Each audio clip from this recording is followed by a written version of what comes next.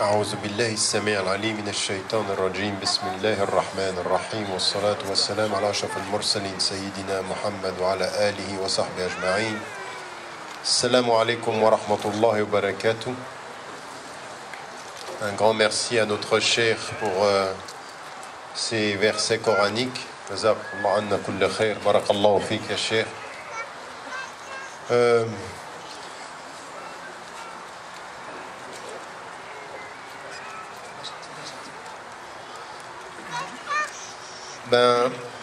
Écoutez, merci infiniment d'être là.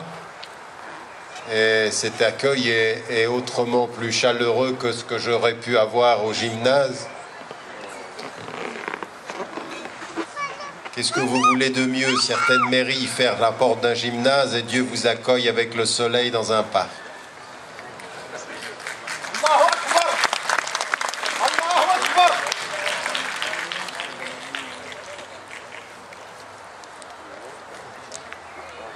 Je ne vais pas rentrer dans toutes ces polémiques, elles ne m'intéressent pas beaucoup, mais en fait, ma réponse à ce qui est en train de se passer, ou ce qui s'est passé aussi pendant les dernières élections, où tout à coup, je me suis retrouvé être une balle de ping-pong entre Nicolas Sarkozy et François Hollande.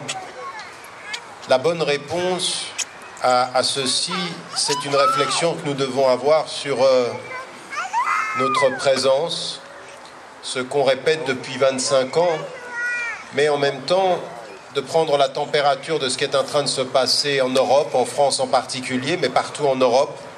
D'ailleurs même aujourd'hui aux États-Unis et au Canada, il y a quelque chose, une atmosphère qui s'installe, qui est une atmosphère qui n'est pas positive, qui est une atmosphère qui, pour répondre aux problèmes économiques, aux problèmes sociaux, aux problèmes du mal-être, au cœur de la crise économique, au cœur de la mondialisation culturelle, à l'heure de la perte des repères, eh bien on a des réflexes de la population, et ces réflexes des populations européennes, des populations occidentales, mais pas seulement d'ailleurs. Dans des pays majoritairement musulmans, on voit des mêmes réflexes qui sont des réflexes de fermeture, des réflexes de nationalisme, des réflexes émotionnels. Or, il y a une chose que j'ai toujours dite et répétée, et certains n'ont pas toujours compris ce que j'essayais de traduire, ou je me suis mal exprimé pendant 20 ans, ça arrive. Donc quand on s'est mal exprimé, il faut essayer de leur dire de meilleure façon. C'est que ce qu'il faut comprendre de notre spiritualité, de notre rapport à Dieu, de ce qui s'est passé en fait au moment où Allah subhanahu wa ta'ala, où Dieu appelle le prophète, il l'appelle, et quand il lui dit, dès les débuts de la sourate 96,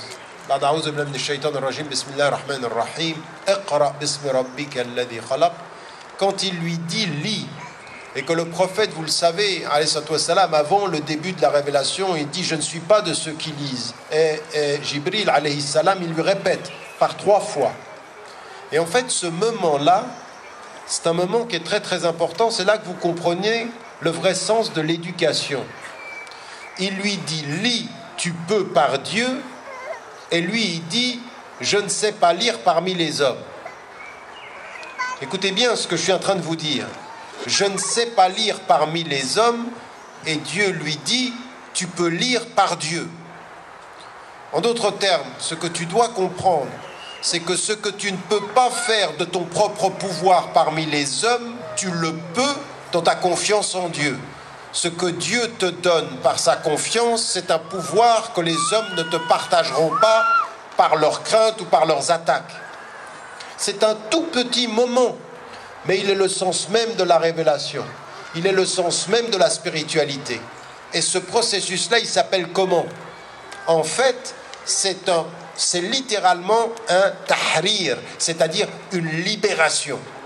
Et cette libération, c'est une libération intellectuelle. C'est une libération spirituelle. Intellectuelle, pourquoi? Parce que plus tu sais, plus tu vas acquérir du pouvoir. Et plus tu acquiers du pouvoir, plus tu te libères de ceux qui ont un pouvoir, dans l'ignorance, par l'ignorance ou par les émotions. Donc c'est un processus de libération intellectuelle. Et puis c'est également un processus de libération du cœur. C'est un processus de libération spirituelle. C'est-à-dire, à partir d'un certain moment, ne regarde pas ce que tu peux à la lumière de tes seules forces. Ne regarde pas ce que tu peux simplement en mesurant tes forces, en disant « j'ai ces capacités-là, plus que ça, je ne peux pas ». La confiance qui libère, c'est celle qui te dit « tu peux faire ce que tu peux, mais plus que tu peux, il peut le faire ». C'est un processus de libération quand il est tout seul dans Ghar Hira, il est tout seul, il s'est libéré des hommes, il est venu chercher Dieu et Dieu le renvoie en lui disant tu es venu à moi tout seul, tu reviens à eux avec moi. C'est exactement ce qu'il dira à Abu Bakr as-Siddiq quand ils sont tout seuls dans la caverne et qu'ils sont à une toile d'araignée d'être découverts, un clignement d'œil et ils sont découverts. Ya Abu Bakr, ma dhannuka bithnayn, Allahu thalithuhuma. Qu'est-ce que tu crois? Que penses-tu, Abu Bakr? De deux, et Dieu est le troisième. En d'autres termes, deux contre eux, on peut perdre. Deux avec lui, on va gagner.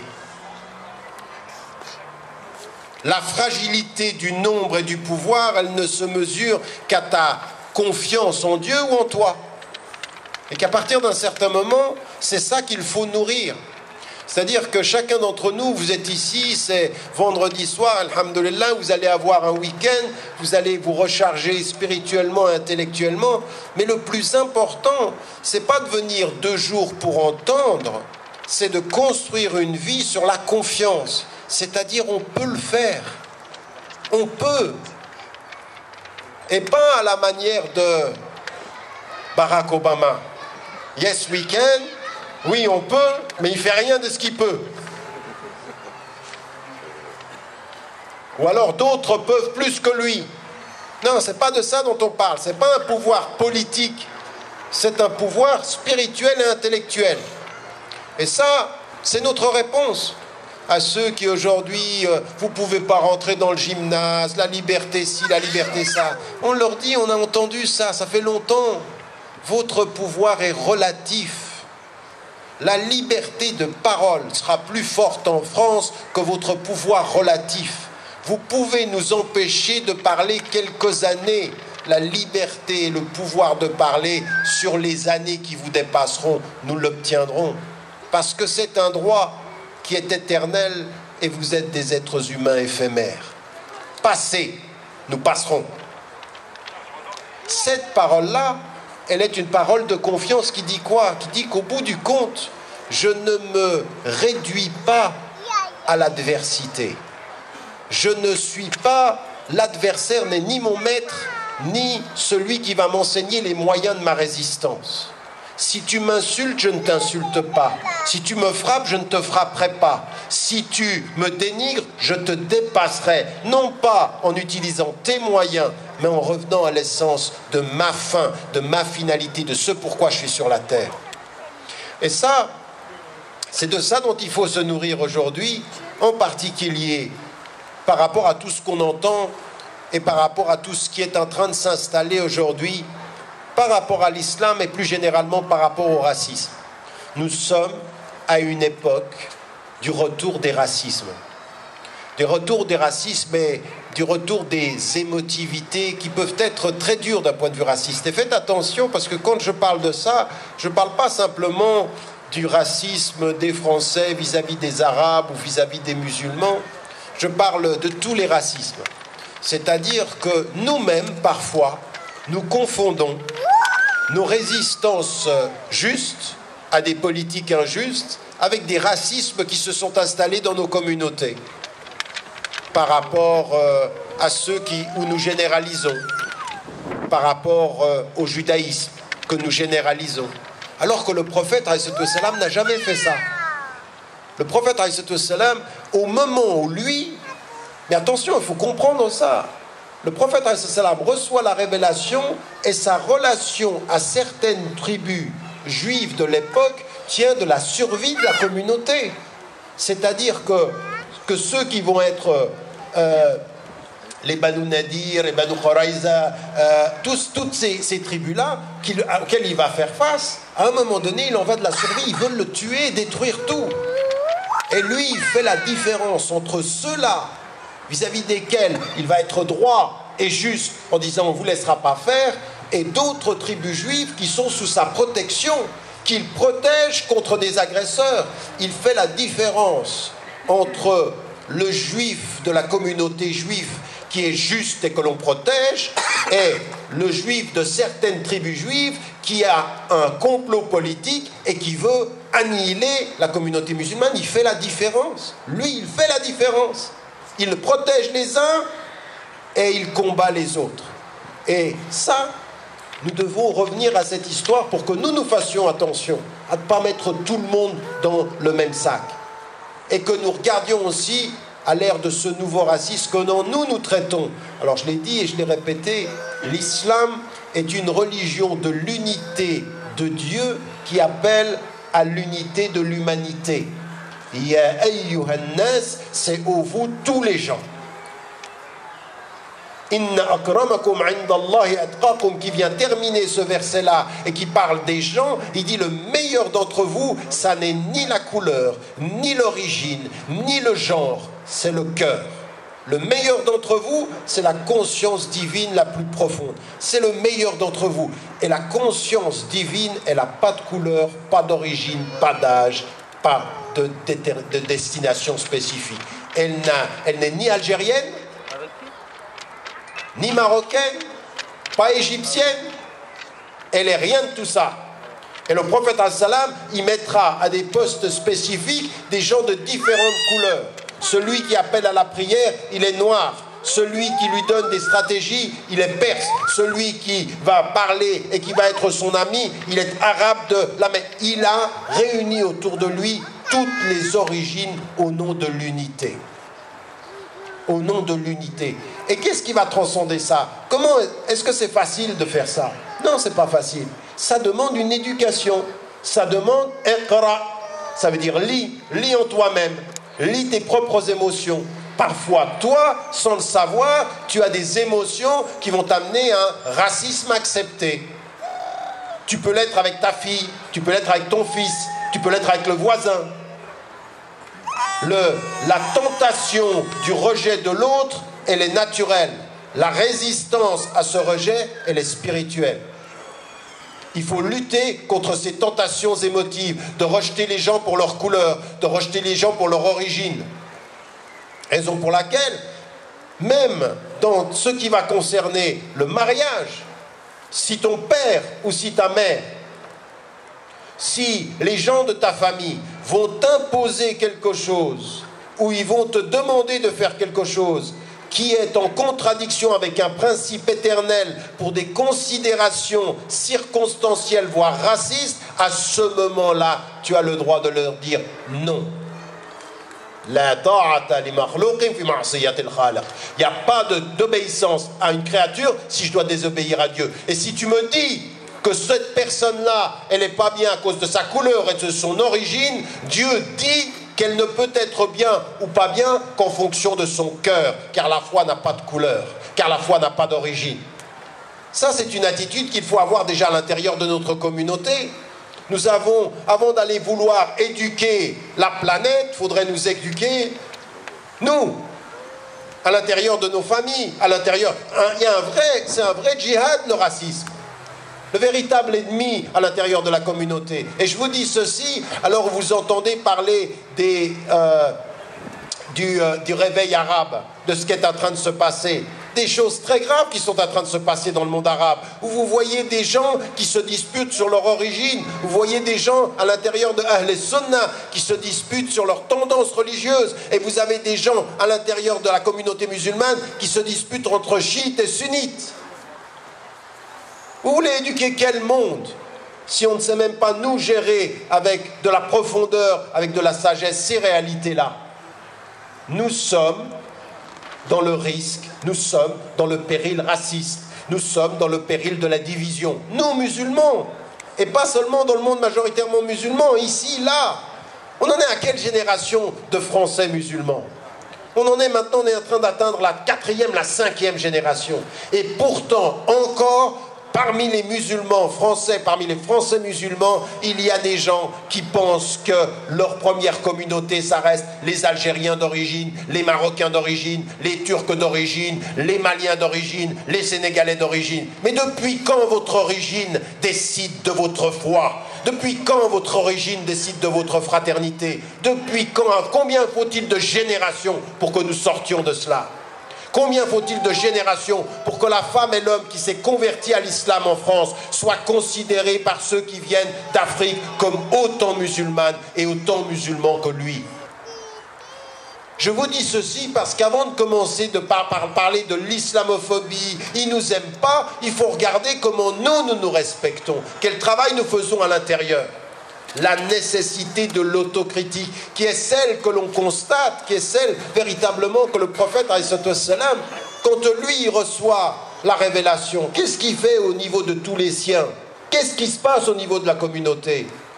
Avant d'aller dire aux gens la vérité, il faut que la vérité change les gens qui vont la dire. Vous avez suivi ce que je viens de dire? Avant de dire aux gens la vérité, il faut que cette vérité, elle change les gens qui vont dire cette vérité. Et ça, c'est une chose qui est importante aussi, c'est de comprendre combien on doit changer nous-mêmes, combien on doit être porteurs, nous, de ces réalités-là.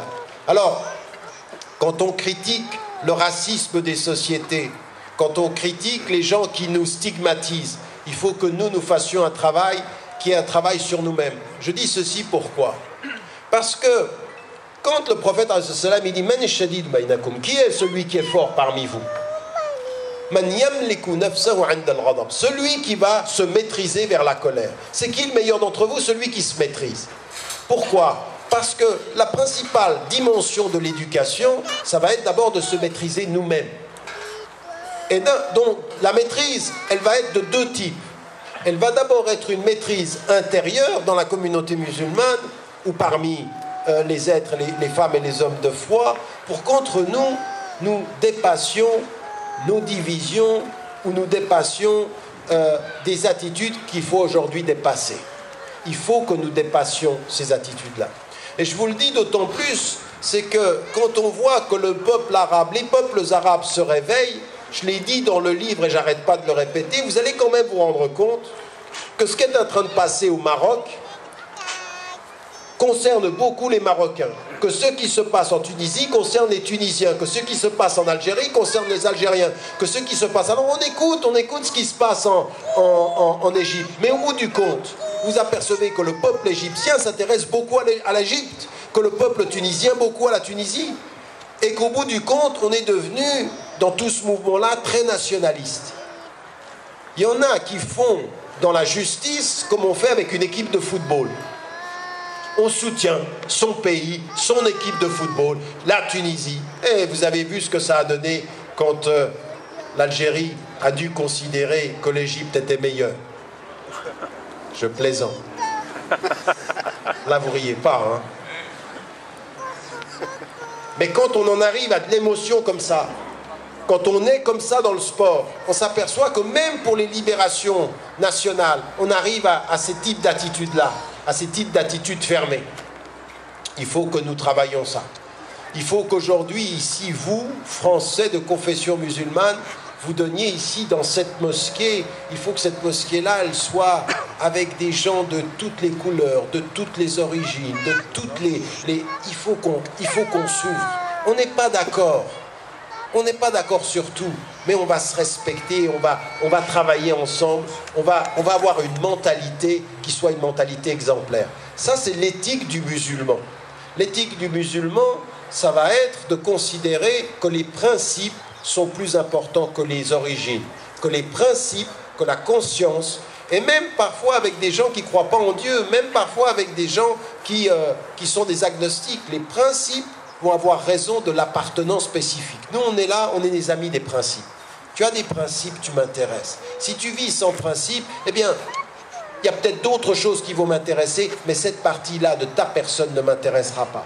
Donc on est des amis de ces principes-là. Et nous, en tant que femmes et en tant qu'hommes musulmans, dans cette société-là, il faut que nous travaillions cette dimension. Que nous travaillions cette dimension quotidiennement, que nous l'enseignions à nos enfants. Être des femmes et des hommes de principe. Les principes que nous défendons, ils sont lesquels? Ils sont les principes qu'on voit dans l'attitude du prophète, alayhi salam. Ce sont des dimensions de ce qu'on appelle en français l'éthique, de ce qu'on appelle en arabe l'akhlaq, qui sont le bon caractère, mais aussi l'adab, c'est-à-dire le bon comportement. Quelle est la première des choses que vous voyez toujours chez le prophète, alayhi salam? Et il y a une chose qu'il faut qu'on commence comme ça. Et comprenez bien, tout ce que je vais vous dire maintenant, c'est la réponse spirituelle et élevée à toutes les basses attaques. Les gens, ils vous attaquent en dessous de la ceinture, vous répondez au-dessus de la tête. Vous me suivez? Vous les forcez à s'élever, pas à leur niveau. Pas tu me regardes dans les yeux, je te regarde dans les yeux. Non, je vais te répondre au-dessus de toi. Toi, tu vois en bas, moi je regarde au-dessus de toi. Je suis l'instrument de ton élévation, tu ne seras jamais l'instrument de mon abaissement. Tu veux ça, je ne le veux pas. Frappe où tu veux, je te réponds plus haut que là où tu es. Et ça, c'est une attitude intellectuelle, c'est une attitude physique. Il y a des gens, dans leur façon d'être avec vous, ils sont bas, ils sont malsains. Il y a des gens, ils sont vulgaires, même dans leur humour. Moi, j'ai un problème avec un problème avec l'humour français, c'est qu'il est souvent en dessous de la ceinture. Et donc, c'est bien d'avoir de l'humour. C'est pour ça que je dis tout le temps, l'humour, c'est halal. Au-dessus de la ceinture, au-dessus de la tête. Un humour qui vous fait du bien et qui vous permet d'être digne. Pas un humour qui va chercher dans quelque chose d'épais, de lourd, de gras. Vous comprenez ce que je suis en train de dire? Et donc, nous, notre contribution, elle est dans cette élévation, même dans la critique. Comment les gens, idfa billati hiya ahsan, répond de la meilleure des façons. Et là, tu vas voir que celui avec lequel il y avait de l'animosité et tout ceci, eh ben, il va être surpris de ta réponse. Il va être surpris de ta réponse. Alors, ça, c'est une attitude de comment est-ce qu'on va répondre, comment est-ce qu'on va répondre aux gens dans les attaques qui vont nous être faites. Eh ben, comment est-ce qu'on est au-delà de l'intelligence des gens et qu'on touche à quelque chose qui est dans l'intelligence, dans l'émotion et dans la surprise? C'est ça que veut dire le Coran quand Allah subhanahu wa ta'ala nous dit وَإِذَا خَاطَبَهُمُ الْجَاهِلُونَ قَالُوا سَلَامًا. Quand il dit paix, ça veut dire quoi? Écoutez bien, quand quelqu'un vous attaque et vous lui dites paix, vous n'êtes pas en train de lui dire je réponds à ce que tu m'envoies. Parce que si je réponds à ce que tu m'envoies, on est encore dans le conflit. Je réponds au-delà. Ma paix, elle est au-delà de ton attaque. J'ai résolu ton attaque. C'est la paix que je te renvoie. Elle est au-dessus. Je te force à une élévation. Vous avez compris, le mot élévation, c'est le mot dont je vous parlais au tout début. La libération, l'élévation. On se retrouve avec Dieu. On se libère de ceux qui ont un pouvoir, qui est un pouvoir qui peut être un pouvoir despotique. On se libère de ceux qui ont un pouvoir financier. On s'élève. Et la première des attitudes, elle va vous surprendre. La meilleure chose que vous, en tant que citoyen, vous pouvez faire à la France, la meilleure contribution, la meilleure réponse à l'islamophobie, c'est la générosité. Soyez des femmes et des êtres de générosité. Vous savez, le concept de citoyenneté aujourd'hui parle tout le temps de quoi? Mes droits. Et il y en a qui sont venus vers moi et qui me disent tout le temps, on va se battre pour nos droits. Et moi je dis, oui, il faut qu'on se batte pour nos droits. Donc toutes les associations, je suis allé à gauche, à droite, soutenir des associations contre l'islamophobie, le collectif, contre les... Tout ça, c'est bien. Mais ça, c'est une partie de la lutte. C'est une partie de la lutte. C'est un moyen pour une fin qui est beaucoup plus grande. C'est-à-dire, à ceux qui ne comprennent que le droit, à ceux qui nous insultent, à ceux qui ne respectent pas la loi, eh bien, on va leur dire, on est là. On est là. Mais le droit, il doit être enveloppé dans une attitude spirituelle qui est élève. C'est pas le droit. Vous savez, Connaissez l'histoire de Loubaba avec le prophète. Je vous l'avais déjà dit, cette histoire-là. Quand Loubaba il vient vers le prophète et il lui parle de l'arbre fruitier, il lui dit c'est mon droit. Et il le voulait par le pauvre. Le pauvre, il avait pris le droit de Loubaba. Et Loubaba, qui sait, c'est l'un des compagnons du prophète. Quand le prophète quitte Médine, il le laisse lui à la tête de Médine. C'est lui qui laisse. Donc il est plein de confiance pour cet homme-là. Pourquoi? Parce que c'est un homme de justice, c'est un homme droit, de justice. Mais il y a des dimensions au-delà de la justice. El-adl wal-ihsan. Et ce que vous avez dans le hadith de Jibril alayhi salam, c'est l'ihsan. An ta'bud Allah ka'annaka tarah. C'est-à-dire ce degré supérieur où tu es dans une espèce tu es pris par la dimension spirituelle, ce qui est cette dimension de awliya Allah, c'est-à-dire cette amitié avec Allah subhanahu wa ta'ala. Raison pour laquelle Allah subhanahu wa ta'ala, chaque fois qu'il te parle de la foi, de taqwa, il te parle de proximité. Je suis tout près. C'est un problème, c'est une réalité de proximité. Et Rabb, il est dans la proximité. La proximité, qu'est-ce que c'est? Quand est-ce que nous on est dans la proximité? Chaque fois que vous pouvez dans votre vie faire des invocations et lui parler, vous êtes dans la proximité. Vous êtes dans un dialogue avec Dieu, et cette proximité-là, elle est très très importante. Elle est cette force spirituelle. Et donc, le droit, il faut l'avoir. Mais attention, il y a au-delà du droit des attitudes nobles, des attitudes éthiques qui sont les meilleures réponses. Oui, on ne se laissera pas faire. Oui, on répondra par le droit. Mais on a compris aussi une chose, c'est qu'il y a une dimension supérieure qui est l'excellence. Et l'excellence, je vais vous dire une chose. Vous savez pourquoi vous êtes là? Vous savez pourquoi vous êtes tous là? Vous savez pourquoi, alhamdoulilah, dans le plan qui a fait qu'à un moment donné, après les années 40, il a fallu que vos parents, pour la majorité d'entre vous, pas seulement, certains d'entre vous ont rencontré des gens dont les parents avaient quitté l'Algérie, le Maroc, la Tunisie, la Turquie, le Pakistan, les pays du Sud. Et vous savez pourquoi vous êtes là aujourd'hui? Pourquoi depuis 60 ans, le mouvement qui a fait qu'on est dans un mouvement, on a eu des mosquées, puis ensuite on a eu des associations, et puis ça continue, et puis que là on essaye d'avoir des écoles et tout ceci pour s'installer, institutionnaliser. Vous savez pourquoi?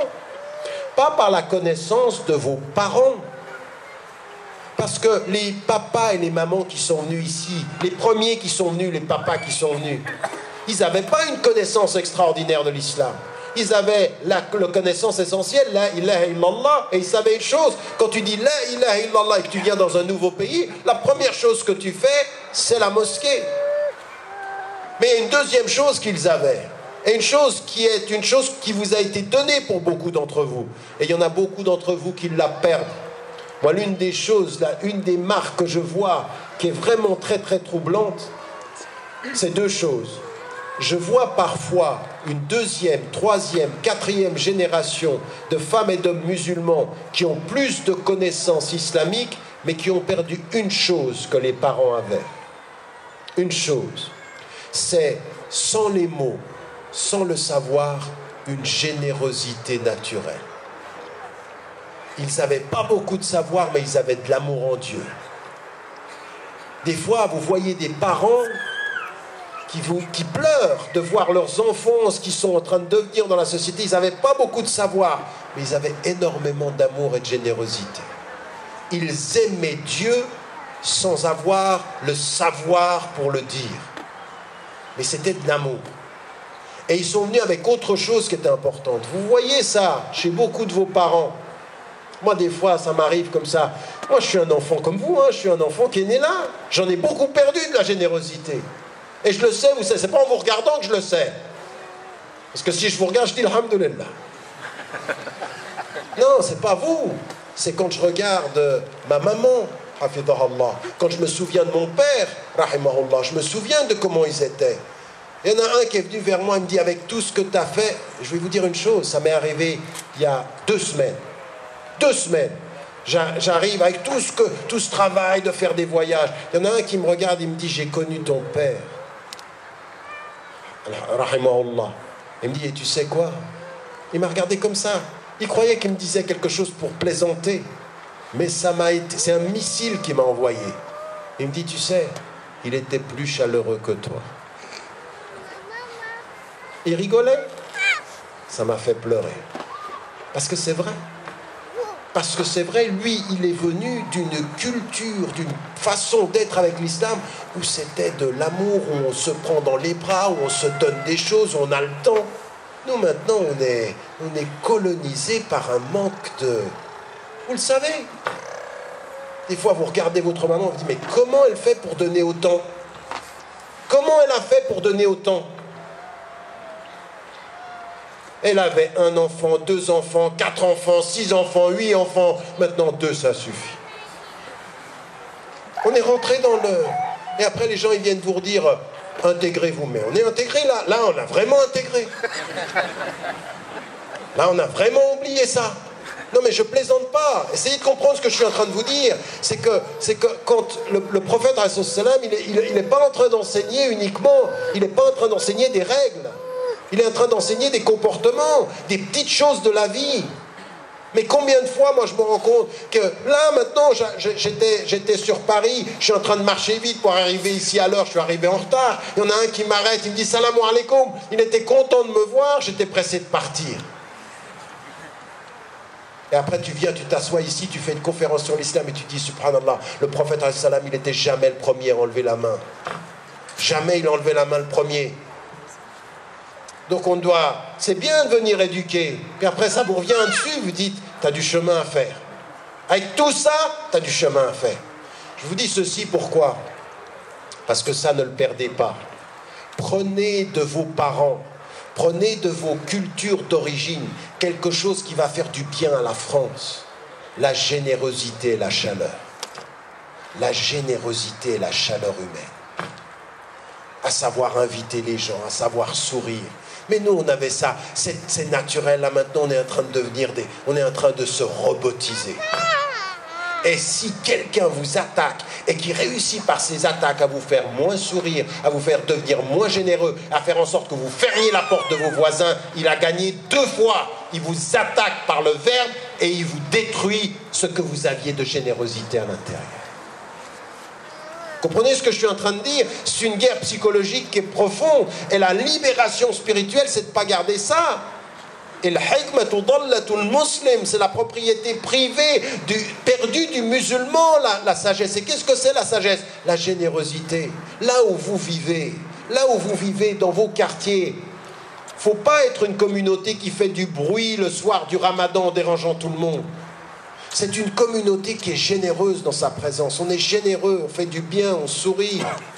Les gens, pour aller chercher votre générosité, ils partent à Marrakech en vacances. Et quand vous êtes à côté d'eux, ils ne vous voient pas. Vous dérangez à Paris, vous êtes tellement généreux à Marrakech. Vous êtes des exotiques. Là-bas, eh bien nous, c'est ça notre réponse. À ce racisme-là, c'est cette présence-là. Moi, ce que je suis en train de vous dire, faites un djihad du sourire, faites un djihad de la générosité, faites un djihad du don. Quand les gens vous regardent, il y a une sœur qui me dit, ça fait depuis qu'elle est voilée, elle dit, ça fait des jours et des jours que je vois une personne dans mon allée, et chaque fois que je la salue, elle ne me salue pas. 1 fois, 2 fois, 3 fois, elle ne me salue pas. Et un jour, pendant le Fajr, elle demande à Dieu, ou juste pendant la prière, elle dit, oh Dieu, fais en sorte qu'elle rende le salut. Le lendemain, elle la salue, elle répond à son salut. Parce qu'il faut insister. C'est ça la générosité. C'est c'est ça. Nous on dit, je lui ai dit salam alaikum. Non, on va pas dire salam alaikum. On dit, je lui ai dit bonjour. Elle n'a pas répondu. Alors là, tu vas voir. T'as ni bonjour, ni au revoir, ni je te tiens la porte, ni rien. Mais c'est pas ça. Les gens s'arrêtent à l'impression, si après qu'elle n'ait pas répondu à votre bonjour, vous réagissez comme ça, vous confirmez ce pourquoi elle ne vous a pas dit bonjour. Vous voyez ce que je vous dis? Elle ne vous dit pas bonjour. Vous réagissez comme ça, elle dit, ben voilà, je sais pourquoi je ne lui ai pas dit bonjour. C'est un nerveux. Ou une nerveuse. La meilleure réponse dans nos comportements, c'est ça. Et c'est ça qui est important. Vous savez, c'est pour ça qu'il faut faire attention. dans la législation islamique, on a le Coran, le Coran al-Karim, et puis on a les ahadith. Et on va chercher dans les deux l'ahkam. Et on a ayat al-ahkam et ahadith al-ahkam. On associe, c'est-à-dire les versets où on va chercher les règles. Mais il y a dans les ahadiths quelque chose qui n'apparaît pas toujours, c'est comment le prophète intégrait le principe à un comportement, parce que c'est ça le plus important, c'est pas simplement d'avoir le principe. Il y a des gens de principe, mais ils n'ont pas le comportement. Vous avez déjà remarqué, il y a des gens, ils viennent avec des principes, vous n'avez pas envie de les suivre, parce que le comportement n'enveloppe pas le principe. Tu vois que le principe, et il te l'envoie comme un jugement. Il y a des gens, le comportement te montre le principe comme un accueil, il y a des gens, ils te montrent le principe, c'est un missile. Il y en a un, c'est un tribunal, et les autres, c'est le paradis. C'est tu te sens bien. C'est comme ça que le prophète sallam était. Vous vous souvenez qu'Abu Bakr, Omar, radiallahu anhu, qu'est-ce qu'il disait? On avait tellement envie qu'il s'alternait la présence du prophète sallam, parce que le comportement était tel que les principes de l'exigence étaient enveloppés dans l'accueil de la présence, de la bonté, de la générosité. T'as pas envie de le quitter. T'as pas envie de le quitter. C'est dur ce qu'il demande, parce qu'il faut prier toute la nuit. Et quand tu es derrière lui, tu as les pieds qui enflent, les chevilles qui enflent tellement il fait long pour prier. Surat al-Baqarah, Surat al-Imran, Surat al-Nisa, et tu es derrière. Mais tu n'as pas envie de partir. C'est physiquement douloureux, spirituellement, tu ne te sens même pas. Comme parfois ça nous arrive dans le Ramadan. Il y a des gens, tu n'as même pas fait el-Fatiha, et la discussion qui vient après, que tu sens que c'est lourd ce qu'ils te demandent. Parce qu'ils n'ont pas le comportement. Et là, il faut que vous compreniez une chose. Ce qui est venu avec vous, j'aimerais vous dire une chose. Quand Allah a dit dans Surah Luqman, il dit, Luqman à son fils, dis merci à Dieu. Et puis, walidayka, c'est-à-dire tes parents. Vraiment, il faut comprendre ce que je suis en train de vous dire. Dire merci pour ce qu'ils ont gardé et qu'ils ont apporté avec eux. Et ça, il ne faut pas le perdre. Colonisez la France de votre générosité, de votre chaleur, de vos sourires. Pas de vos principes qui jugent, mais de votre générosité qui accueille. Ouvrez les portes de vos cœurs, ouvrez les portes de votre présence, qu'on ait envie d'être avec vous, qu'on ait envie d'être en votre présence. C'est ça la réponse à l'islamophobie. Quand quelqu'un est raciste par peur, il faut que vous soyez présent par générosité. Et pas de la simulation. Pas des faux sourires. Pas des faux couscous qu'on fait pour les influencer. Pas les sourires qu'on fait aux autorités. Non, de la sincérité, de l'honnêteté. Ça, c'est l'attitude de la générosité. Ensuite, il y a une autre chose qui fait partie de l'adab, c'est-à-dire des règles. C'est-à-dire que quand on est dans un entourage, là où on a le souci du voisin. Il n'est pas musulman, il n'a pas complété la yu'minu ahadukum. Il n'a pas complété sa foi. Celui qui ne veut pas pour son voisin ce qu'il veut pour lui-même, son voisin, musulman ou non.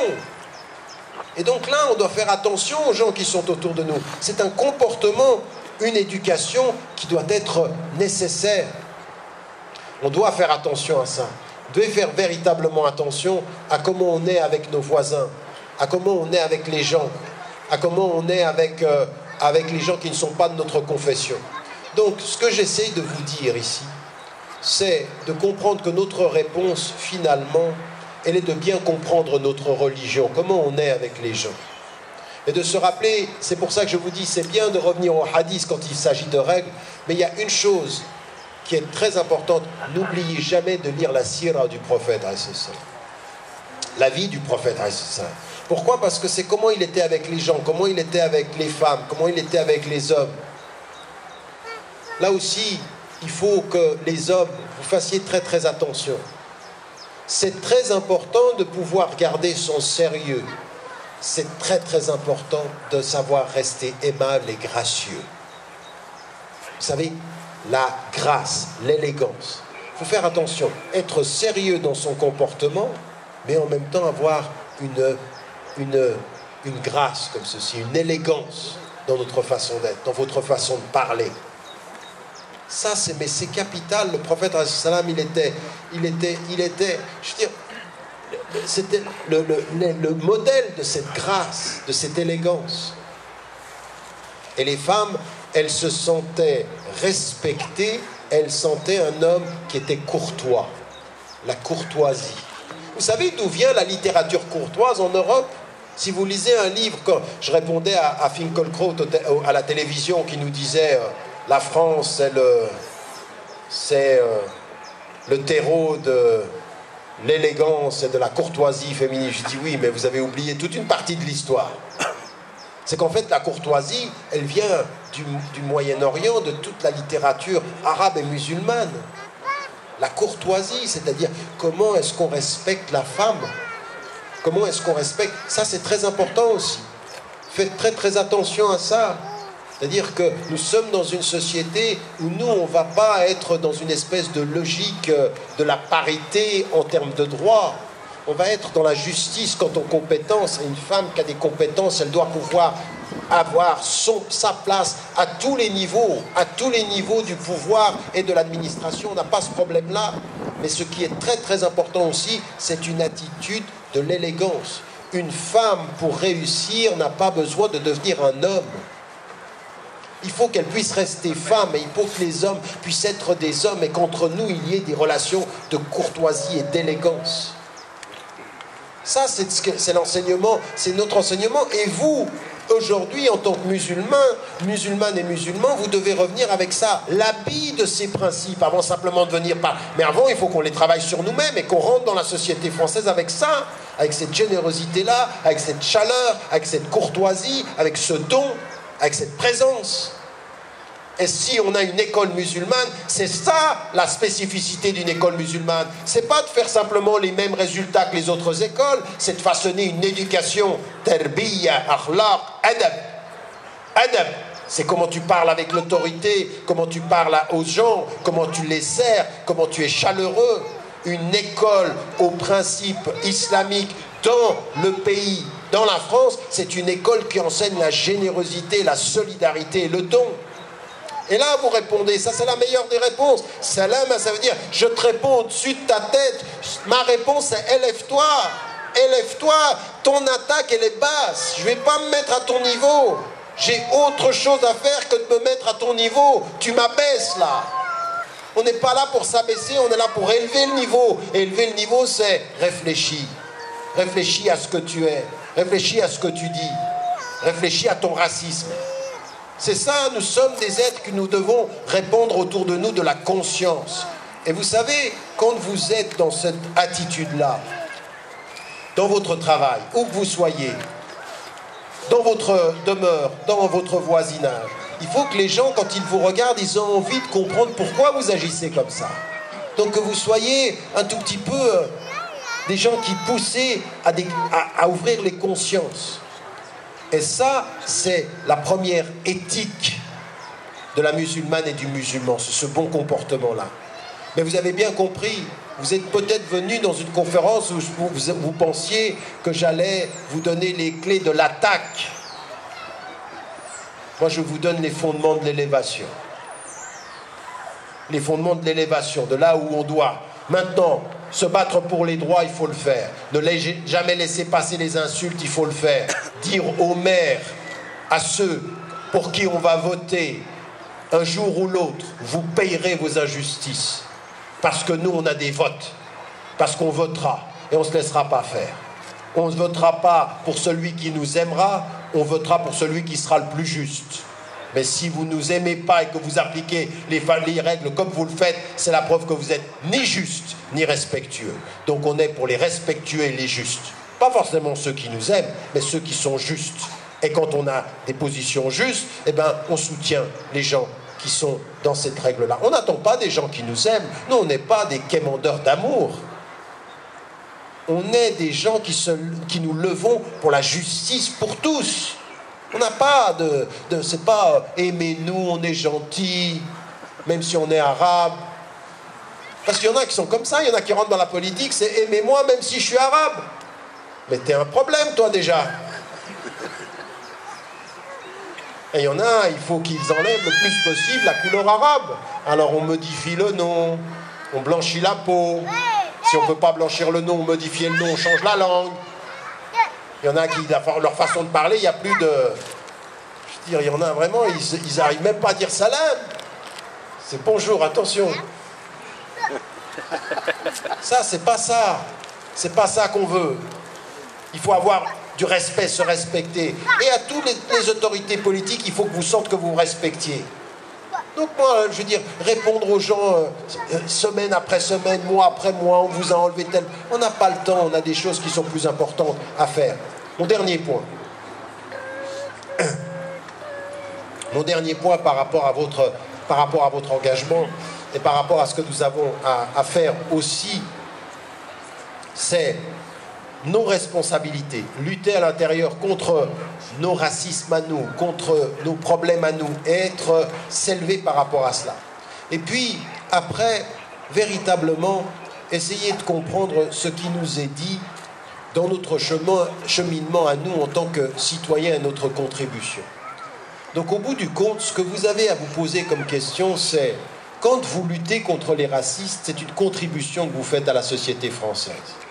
Quand vous luttez contre le racisme anti-noir, le racisme anti-arabe, le racisme anti-musulman, l'antisémitisme, le racisme anti-juif, tout ça, quand vous luttez contre ça, vous êtes une contribution. Et c'est ça qu'il faut vous dire. C'est que la particularité du prophète, quand il est à la Mecque et qu'ensuite quand il est à Médine, quand il arrive à Médine, tout est de la contribution. Il fait les mosquées, puis ensuite il réforme le marché. Puis ensuite, il rétablit la concorde et le mu'akha, c'est-à-dire la fraternité avec les gens. Innamal mu'minun ikhwa, c'est fondé là-dessus. Nous sommes des frères en humanité, des frères dans la foi. La fraternité comme quelque chose de solide. Et puis on comprend ce que nous avons à faire. Ce que nous avons à faire, c'est à établir la justice. Ifshus salam, répandez la paix. Faites en sorte que vous soyez des propagateurs de paix, toujours avec exigence. C'est ça que nous devons être. Donc quand les gens cherchent la guerre, ça ne sert à rien de leur répondre pour montrer que vous êtes courageux. Quelqu'un qui vous fait tomber dans la guerre parce qu'il cherche la guerre, il a gagné la guerre déjà. Il l'a gagné parce qu'il vous fait tomber à son niveau. Ne tombez pas au niveau de ceux qui cherchent la guerre. Il faut aller chercher plus loin, plus haut, plus fort que ça. Et à ceux qui cherchent la guerre, ils vont nous trouver dans le droit. Mais nous, on ne cherche pas la guerre. On veut quelque chose de plus. On a quelque chose de plus à apporter comme contribution à la société française. Donc ça, c'est une des dimensions où je vous dirais une chose. Vous savez, à la fin, quand vous... Il y a quelque chose de tout à fait particulier dans Surat al-Fajr. Vous devriez, si vous avez le temps un jour, c'est sur mon site d'ailleurs je crois, ou sur un des sites où il y avait tafsir Surat al-Fajr. Et Surat al-Fajr, c'est quelque chose de tout à fait particulier parce que ça commence par un moment de la journée, wal-Fajr, wal-Layan al-Ashr, c'est-à-dire ce moment où vous êtes, où vous accueillez la journée. Et vous allez vous rendre compte de la construction de directement ce qui est rejeté au départ, c'est le pouvoir des tyrans. Avec Pharaon et tout ceci, tous ceux qui étaient les tyrans. Et les deux caractéristiques qui vont se présenter, donc regardez, par rapport à celui qui va vous attaquer, c'est le tyran, c'est que Allah subhanahu wa ta'ala a eu raison des tyrans et du plus grand des tyrans qui était Pharaon. Et puis ensuite, il est dit quoi? Kalla bal la tukrimuna al-yatim. Certes non, parce qu'en fait, vous êtes perdu parce que vous ne donnez pas la dignité, pas à Pharaon. La tukrimuna karama. Laqad karramna bani Adam, karamat an-nas. Vous ne donnez pas la dignité aux pauvres. Donc le début de Surat al-Fajr qui vous dit, attention, la façon dont tu es le matin avec Dieu au Fajr, ce qui est ce moment tout à fait particulier du jour, eh ben on va le voir dans ta façon d'être avec les hommes. De comprendre que tous ceux qui ont été les tyrans, ils passent. Tous ceux qui ont été les traîtres, ils passent. Tous ceux qui ont été injustes, ils passent. Mais que ton injustice à toi, c'est de te confondre en dignité devant les tyrans et de ne pas donner sa dignité au dernier.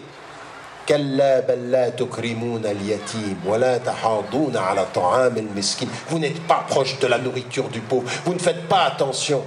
Alors que vous devriez comprendre que dans l'histoire qui est l'histoire des nobles, c'est l'histoire des pauvres et de ceux qui ont été avec les pauvres. Pas de ceux qui sont proches des tyrans, pas de ceux qui sont proches des despotes, pas de ceux qui sont proches du pouvoir. C'est pas ça l'histoire. L'histoire des despotes, c'est l'histoire de gens qui passent. C'est l'histoire de gens qui font des pyramides pour rester dans la terre ou qui restent dans le souvenir. Mais la pyramide est une tombe.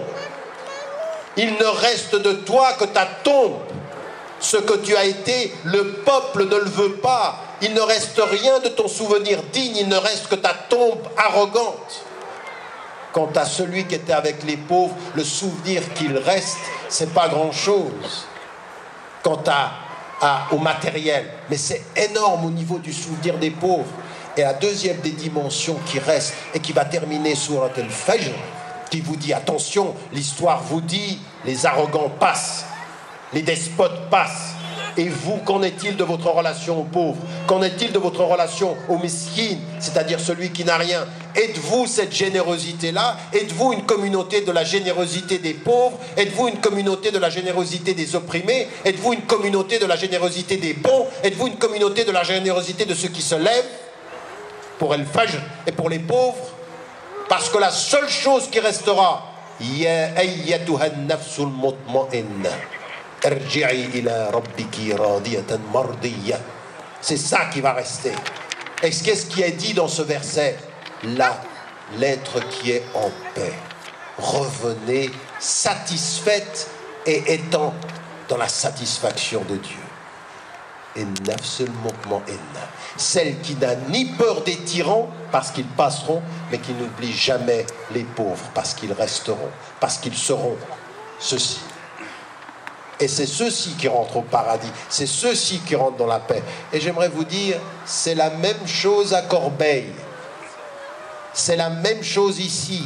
C'est finalement ce sens-là. Est-ce qu'on s'est imbibé de ça? Est-ce qu'on le porte? Et vous savez ce que ça donne dans la vie quotidienne, ceci? Vous savez ce que ça doit donner dans la vie quotidienne, ce dont je suis en train de vous parler? Contre tout ce qu'ils peuvent dire, contre toutes les attaques, contre tous ceux qui vous saluent, une chose: restez serein. Soyez serein. Alhamdulillah, ala kulli hal. Soyez serein. Et souriez quand on vous attaque et saluez quand on vous insulte. C'est tout. Et quand le droit est avec vous, on se bat. Le droit par le droit et à l'insulte, le salut. Wa ala barakatillah. Wassalamu alaikum wa rahmatullahi wa barakatuh.